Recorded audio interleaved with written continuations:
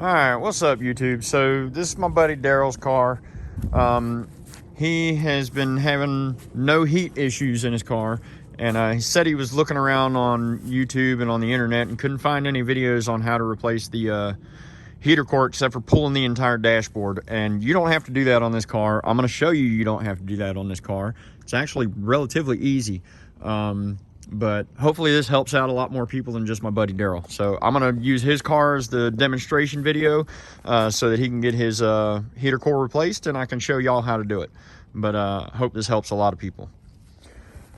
All right, so the first thing we're going to need to do is disconnect the battery. Once we disconnect the battery, I'm going to disconnect the heater hose coolant lines. And what I'm going to do is I'm going to hook them together so that I don't lose all the coolant. Now this car is still hot because Daryl just drove it over here, so I'm actually not going to do the work until tomorrow morning when the car is cold. But I'm going to drain just a little bit of antifreeze out of the bottom of the radiator so that I don't lose a lot when I go to pull this loose. And so I'm going to pull these loose after I drain a little bit out of the radiator, and I will hook them together so that I can keep the coolant from leaking out while I'm doing the swap, or while I'm changing out the heater core. Then I'm gonna hook a hose onto the bottom pipe and have it running outside of the car, and I'm gonna pump air into the top hose, and I'm gonna try and blow all the water out, or as much of it as I can, out of the heater core so that I don't make a mess in the floor in the car. I'm also gonna lay a bunch of towels and stuff in the floor so that I don't get any mess inside of the interior of the car. All right, so while I'm waiting for the car to cool down for tomorrow morning, I'm gonna go ahead and pull this front panel off and get it to where I can get to where the heater core is located right behind here. So to get this panel off, all you do is pop that right there. Sometimes they can be a little stubborn, but it pops right off. Once you get that off, you've got a bolt here, a bolt down here, and a bolt over here. I'm gonna take those 3 bolts out and then pull the panel. Okay, so now that the panel's out, all we do is pop that light down and pull it back through. And I'm sorry about the noise on the camera, but I don't know what's going on. And then you squeeze those 2 fittings together and the diagnostic port comes out. Okay, so hopefully I figured out what's wrong with my camera, but it looks like my buddy Daryl's got a auxiliary wire running for his radio over to here, but he doesn't have an antifuse. So I think I'm probably gonna put a little antifuse in here and give him a little circuit protection, and also tuck this wire up over top of the steering column and get it out of the way. But what we're trying to get to is this box right here. So the heater core is located directly behind here. Now the Bentley manual recommends that you disconnect the accelerator pedal, but I've done it more than once without removing the accelerator pedal. It's not easy, but it's not hard either. So I'm going to show you how I do it. It's pretty straightforward. And yeah, that's what we're trying to get to right there, is that little box. So this box right here, we're going to have to take that screw out there, and then there's another screw right here. Take that out, and then that'll open up this cover right here. So that's what I'm going to do now. So this is the cover that you're removing. There's your heater core right there. So once I move this pink wire out of the way, you'll have to, if your car is an automatic, you'll have this shift interlock cable in your way, and you'll just have to push it up while you're pulling the heater core out. But what you got to do is loosen these 2 clamps. So these are the hose clamps. And I realize I haven't been given sizes of bolts. This bolt up here and the bolts that hold in this front panel are 8mm. My buddy did have one bolt that was a 7mm in this corner right here, but that's not typical. Typically they're all 8mm. And then these bolts that hold this cover on are 6mm.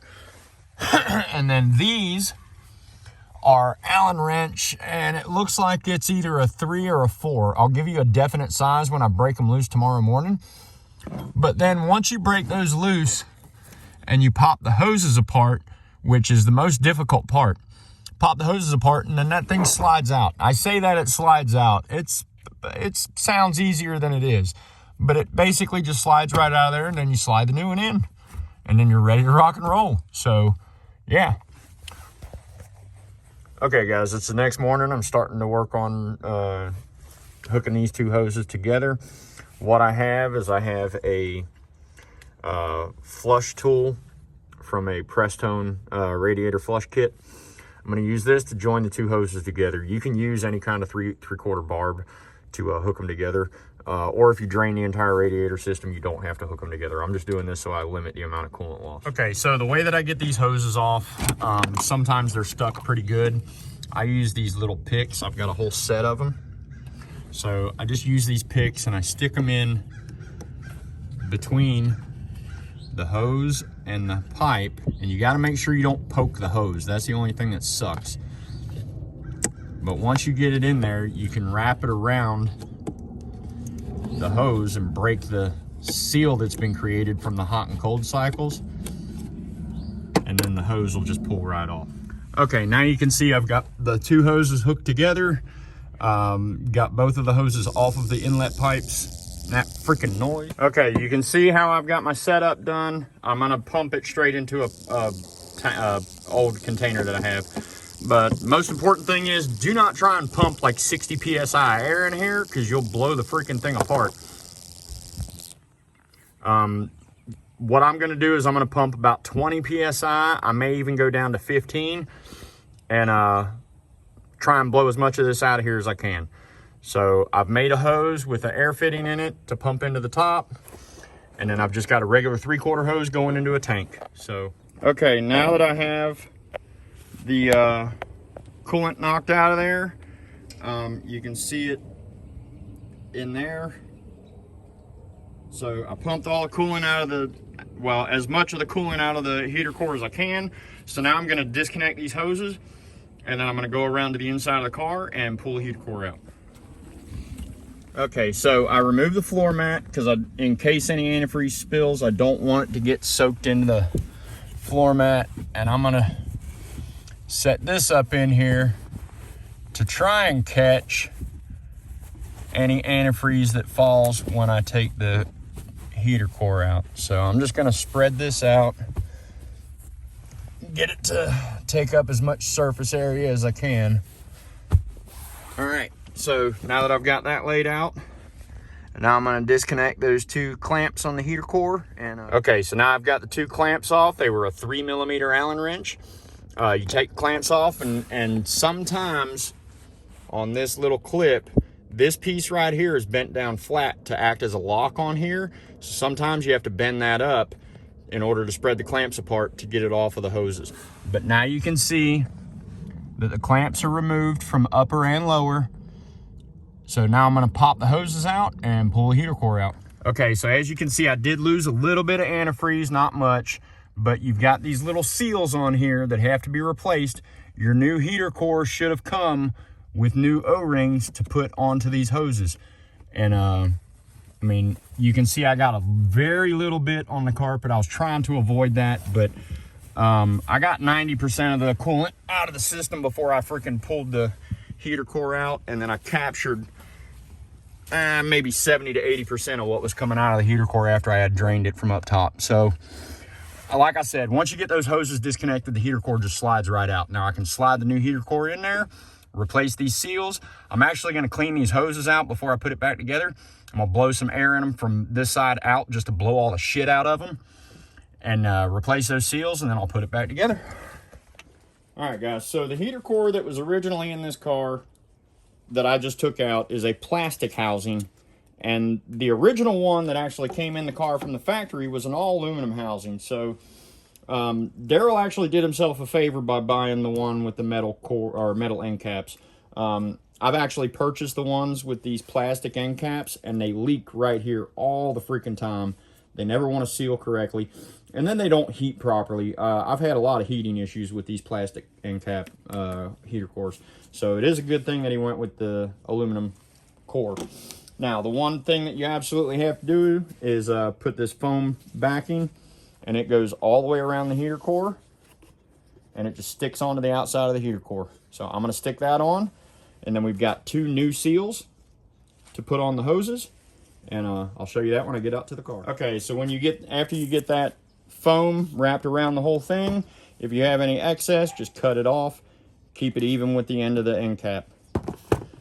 So now I'm gonna go clean the hoses in the car, replace the gaskets, and slide the heater core into place. So here's my old seals that came off of the new unit, or off the old unit. You can see they're pretty ate up. So they absolutely need to be replaced whenever you replace the heater core. If you buy a heater core and it doesn't come with these new seals, freaking return it and get one that does come with seals, because you do not want to reuse these. All right, so I want to try and show how easy it is to get this thing in here. I know it's going to be a little bit difficult to show on camera, so let me try and get my camera set up to where you can see what I'm actually doing. All right, this is probably the best angle I'm going to be able to get to it at, but I'll just show you how easy it is to slide this thing in if it catches it. Hopefully I'm not completely in the way of you all seeing what I'm doing. So all you do is take the core, and you won't have this pink wire in your way, but if you have the automatic, you've got this cable in the way. You need to push it up out of the way, and then there's some wires that you got to make sure stay out of the way. But it's a little bit of a bear to get it started, but once you get it started, it'll slide right in. I say that, now I'm fighting with it. I've got something catching. All right, I gotta see what the hell's catching it. Hold on. Okay, so the problem I had is this wire was in my way. I didn't realize I didn't tuck it up out of the way. So make sure all those wires are out of your way, and then it'll slide right into that freaking hole. So now I'm gonna try it again. All right, so this time, make sure I've got all my wires out of the way. And then as you can see, or at least I hope you can see, that this just slides right on up into that hole. All right, and then you just got to wiggle your hoses past the outlets.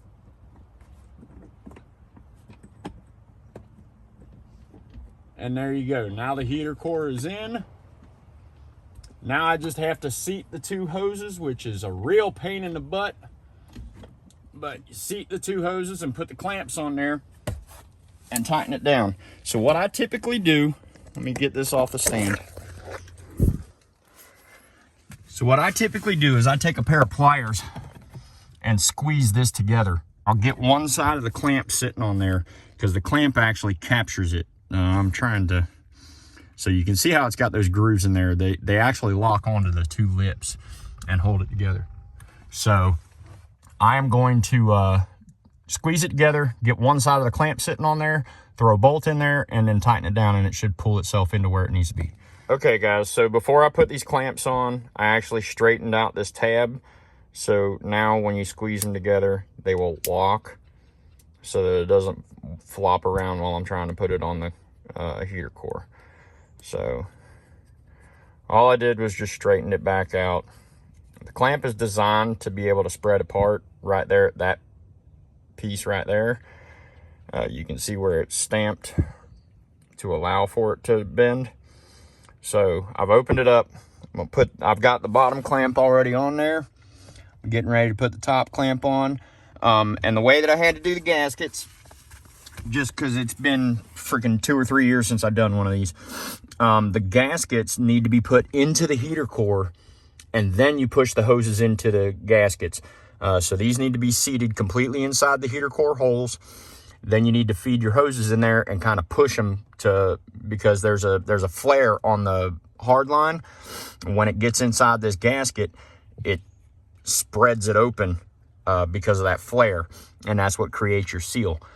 So if you've already got it sitting up on that flare, you can't get the gasket to sit all the way up inside of the heater core. So put the gasket in the heater core, then push your hoses in.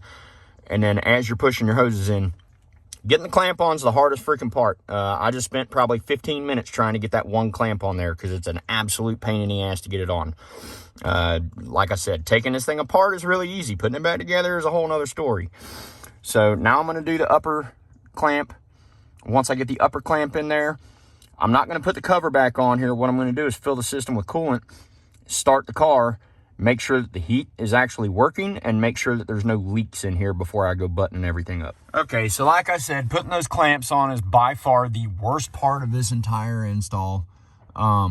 They're an absolute pain in the ass to get on, but I got both of them back on.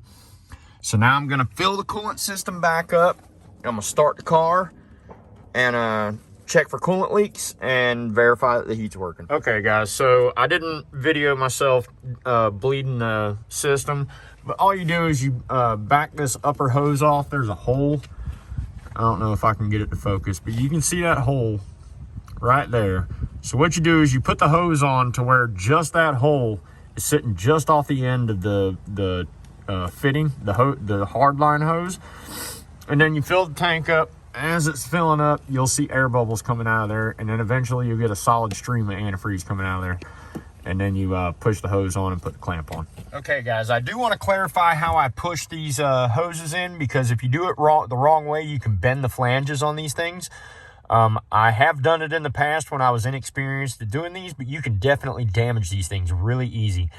So what I typically do is I use a big set of channel locks, and I actually grab onto the back side of the heater core and push on the flange on the hose, because it's much thicker than the flange that is on the heater core itself. If you pinch on that seam on the heater core, you run a risk of pinching or bending where the sealing surface is. So if you push back here, I typically wrap a rag around this so that I'm not scarring it up, but I'll put a rag around here, and then I'll squeeze here and on the back side of the hose and push it in. And then I'll stick my hand up from behind and hold the hose in while I'm using my other hand to get this screw in. It sounds very complicated, and it is. It's an absolute nightmare to get those clamps back on there, but that's the way that I do it. It's the only way that I've been successful doing it. So the other big thing is to make sure that your clamps are behind where you're going to be able to bolt your cover back in, because if the clamps are sticking out too far, your cover won't bolt back in. All right guys, so now I'm just going to let the car run, warm up the temperature, visually do inspections to make sure I don't have any leaks anywhere, make sure everything looks good in the system, make sure that I don't have any leaks in here in the interior, and I'll just keep monitoring it while the car's warming up, just to make sure everything's working the way that it's supposed to. So we'll see how it goes. Okay guys, so little update.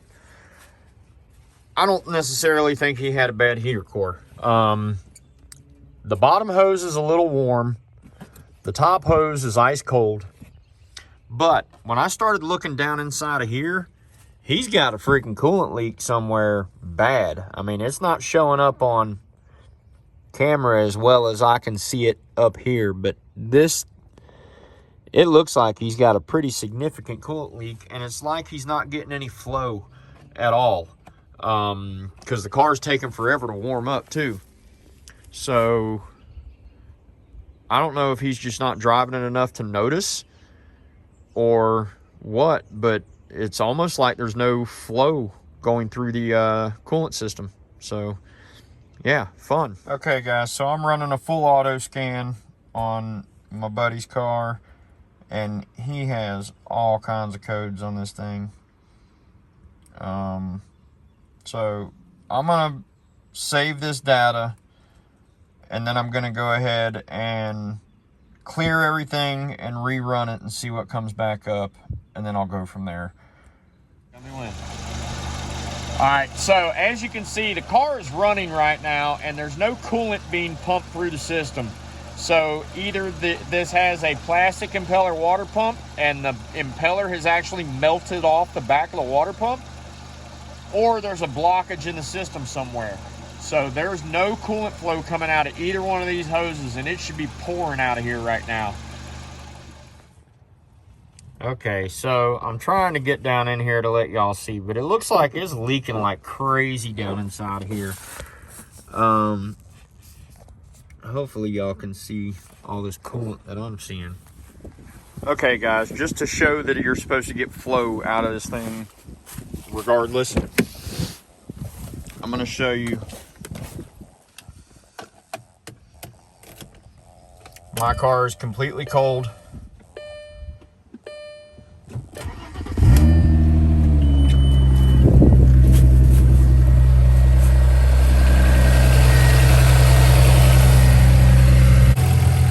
Okay, so apparently my phone cut off, but this has flow 100% of the time. I said earlier that it should be gushing out, but it's still pouring out of there. But I've run the system low because I freaking thought I was videotaping, but I was actually taking pictures. Okay, so I don't know if this will focus on what I'm seeing, but all down in there,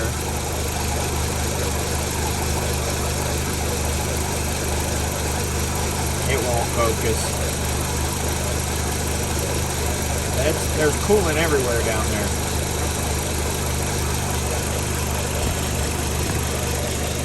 It's because these hoses are turning. So there, it's focusing a little bit better.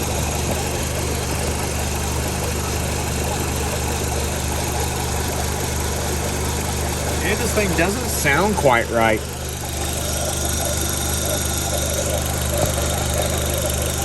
I mean, I think there's something seriously wrong. I don't think the impeller's moving. I think the water pump's turning, but the impeller's not. Okay, so I have removed the entire glove box assembly out of here. There's 3 bolts that go in along the top. Directly below that, there's 2 bolts go in here. Then straight through the back, there's one here and one here. And then there's one in the bottom and another one in the bottom. And you've got one electrical connector right here that needs to be unplugged, and then you can pull the entire assembly out. Okay, so the blend door is actually moving. Right now it's on high. And now it's moving as I'm changing the temperature down to the lowest setting.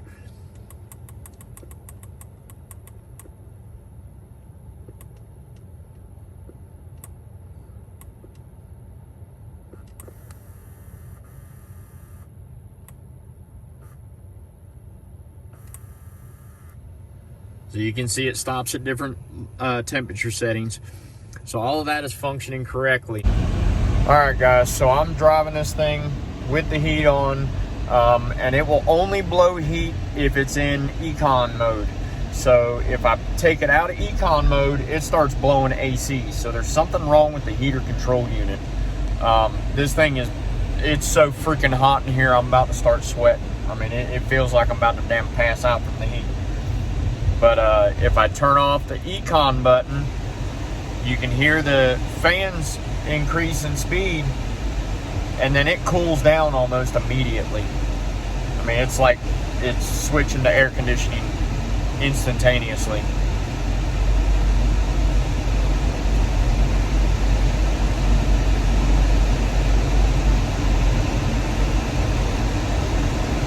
But I have noticed that if I leave it on econ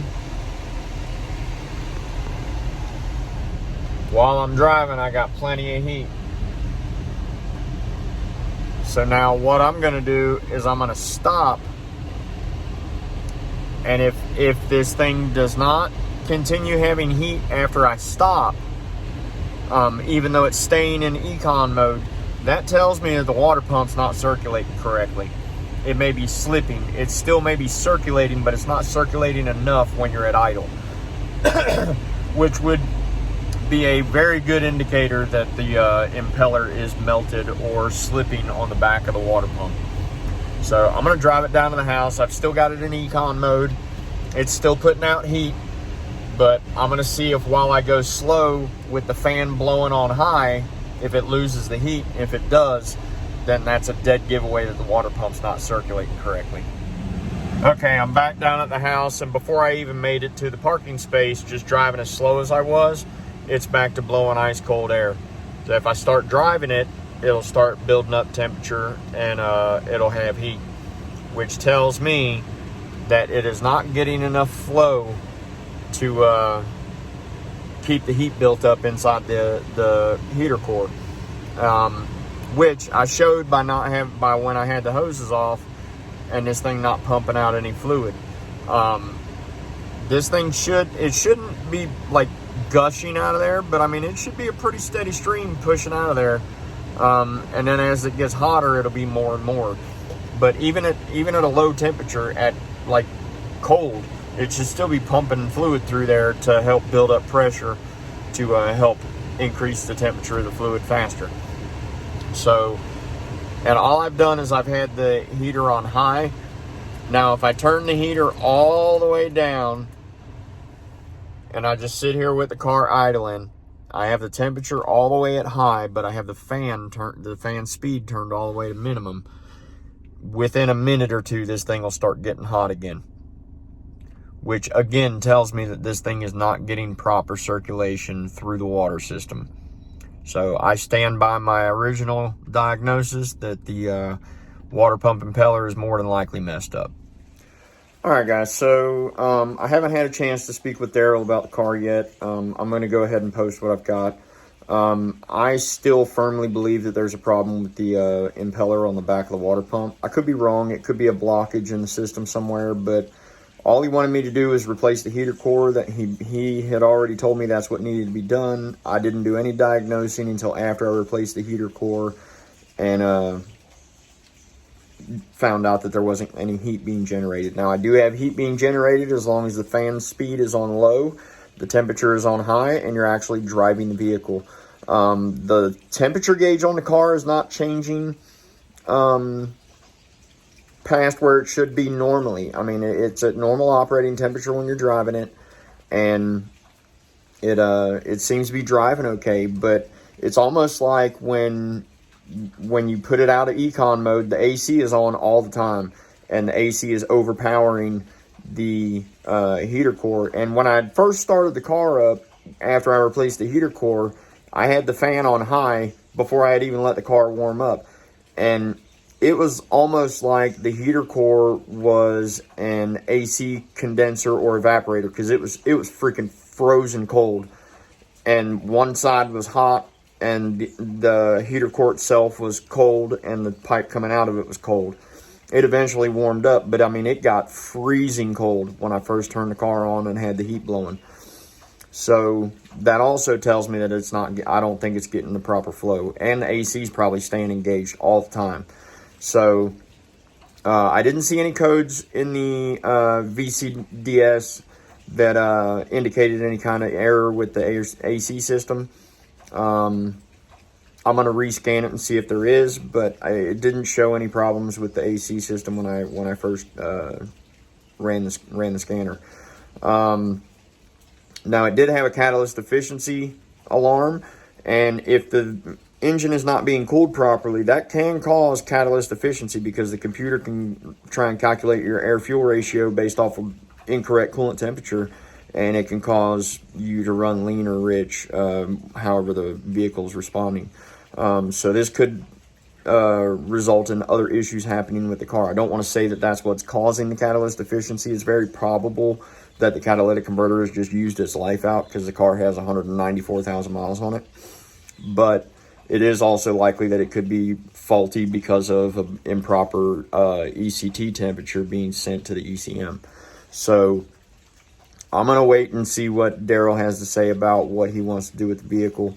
Because I think at bare minimum, you need to pull the hoses off and clean all the freaking, check to make sure all the hoses are good. There's no cracks or breaks, because it looks like there's a coolant leak on the driver's side of the engine directly below the intake manifold. And that's right where the thermostat is. That's where both of your heater hoses hook up to the thermostat. It's where your main water outlet comes from. So, I mean, I'm kind of concerned that there's a pretty serious leak there. It doesn't look like it's leaking, so it may just be residual from when because he told me he replaced the thermostat, so it may be residual, but I don't know. It is kind of freaky that there's no water flow, and that if he just replaced the thermostat, I believe he also said that he thinks his head gasket is bad. This would all point to improper cooling, which would point me back to the impeller not turning like it's supposed to with the timing belt. I've seen it before. It happens pretty common, and from what I've run across with the plastic impellers. With the metal impellers, it usually locks up and breaks your timing belt, and then you break your head. So there's pros and cons to both of them. But Yeah, I think I think he has a plastic impeller on this engine, and I believe that the plastic impeller has separated or has started to slip on the back of the water pump assembly. I could be wrong, and it could be a blockage somewhere in the system, but I would need to. I don't have any way of pressure cleaning the system. He would actually have to take it to a shop to have that done, because I don't have the machine that's required to do that. All I can do is a general flush.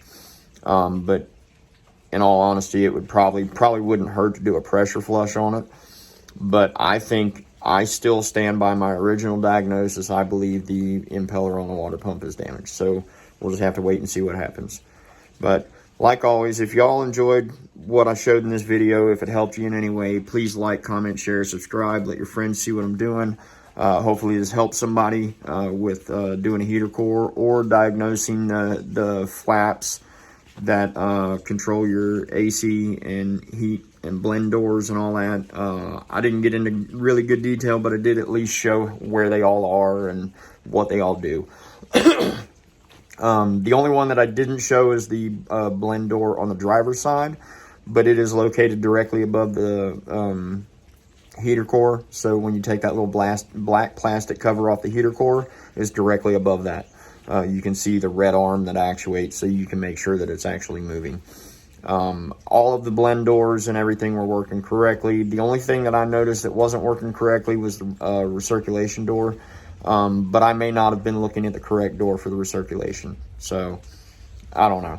I'm not going to dive too deep into it because I still believe that it's a water pump issue. So, anyway, thanks for watching. Hope you enjoyed. Have a great day.